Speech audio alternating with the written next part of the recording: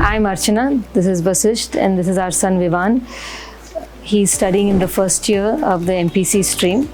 So we finished 3 months and this is our first parent-teacher meeting. Very happy with, first of all, that there is a meeting, so there's some interaction between the faculty and ourselves with the student present. We came here 3 months back and whatever we had hoped for, it has laid out very well. Vivan loves coming every day. There's no struggle to come to college and comes back happy. So far the course material coping up well with the support of the teachers. I think the biggest positive is being on a campus, which most children don't get nowadays. It's beautiful here. A lot of fresh air, a good environment for studies.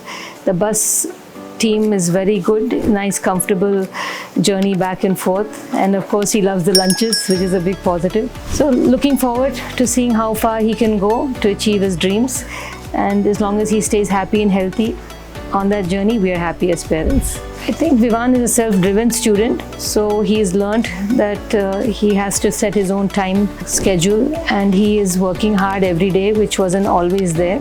He spends a good number of hours after coming back and doing his work. So happy with that.